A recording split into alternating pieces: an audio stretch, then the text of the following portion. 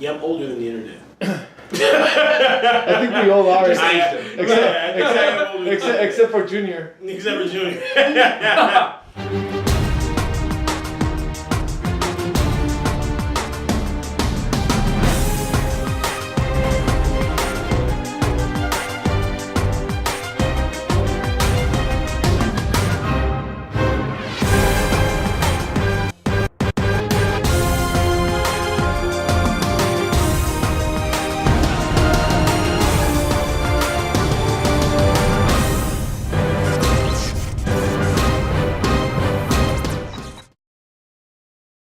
So the question is, how has the internet affected martial arts, in my opinion?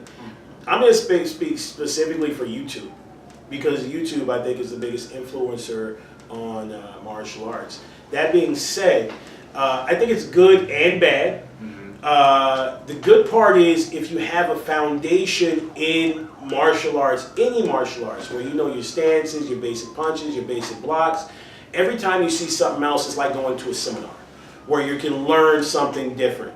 But just like if you try and take a 6th grader to a college campus and teach them physics, if they don't have a foundation in it, they can't understand it. But until then, you're just possibly putting yourself in a little danger because you're giving yourself a knowledge that you don't know how to wield properly.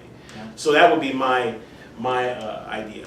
I remember the different evolutions.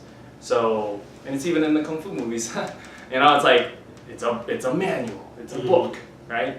And then you got the student that's learning and just looking at this book. But at some point you need that mentor, you need the sifu, you need, you know, the guidance, right? And sometimes you don't get a good one. Sometimes you get one that leads you in the wrong path, right? Yeah. But the goal is to find one that does work for you and vice versa. But after the book, there was also like VHS tapes. I used to watch the Grandmaster instructional tapes, and I'd be at home like, right? And it's just like, but it's always that like disconnection because you're like, you know, you're just copying. So I think that's also another traditional thing is you're mimicking what you see. So don't you think mimicry is a part of it though? It is. Because when you're in kung fu school or a karate school or something like that, and you're in the back rows, when you can't really see the teacher, you're copying the person in front of you, right? It's a lot of it's mimicry because they're teaching your body to do a specific thing, and I think that martial arts is a communal art. It's a direct, in Buddhism you call it direct transmission of information, where you're not going mind to mouth to ears to mind. You're going, just watch me and do what I do, and it speaks directly to the body. So I think it's important that you have a mentor, or somebody who's giving you the basics in the right way, in the right context, and you're also developing a mind for mimicry, because that's what you need when you're watching YouTube.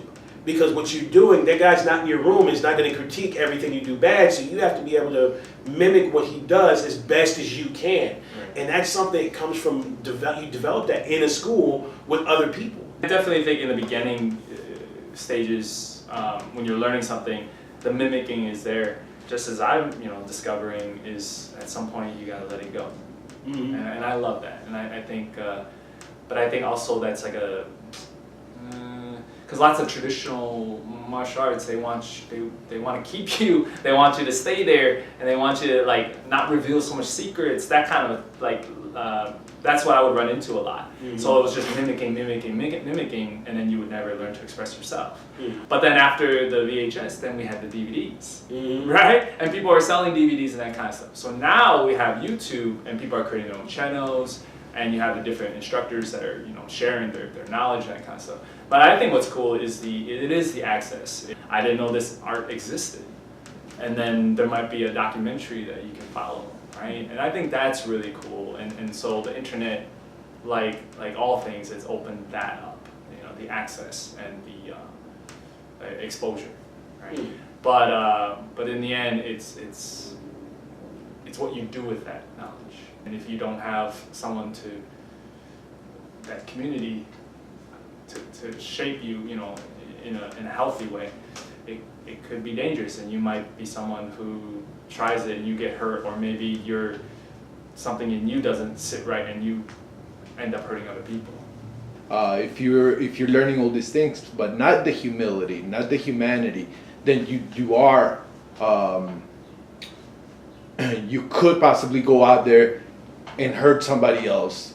I mean, I think anything. I mean, you can learn anything. It can be dangerous. I mean, doctors are some of the most dangerous people on the planet. You know what I mean? That knowledge can be used for evil really easy.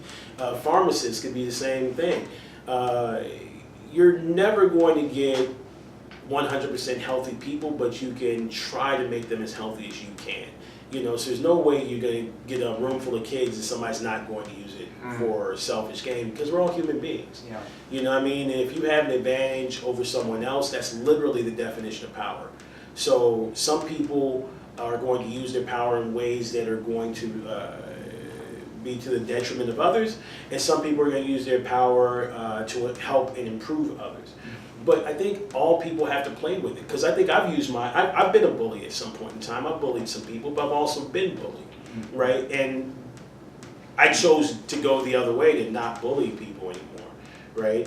I think everybody's been somebody's bully, especially if you're an older brother, older sister. You've been a bully, right? And as soon as you get knowledge of martial arts, it just becomes another tool for you to use as a bully, right? But over the long term, so you have people to look up to, so that you have people to pattern yourself after. Having good role models, good company, to me is the most, is the best part of martial arts. It's also part of the worst of martial arts as well, because you get people who are in it for the money, and you're just, you get the politics in it. You know, I see people, I've seen one of, I'm not gonna say his name, but his teacher is preaching racist propaganda.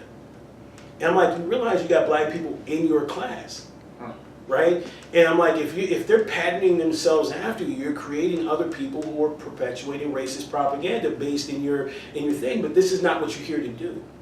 You know what I mean? I think that martial arts, boxing, sports should be apolitical. They shouldn't be pushing an agenda at all. The job is to make people healthy in mind, body, and spirit, period. And I think that's a good way to close it. There you go.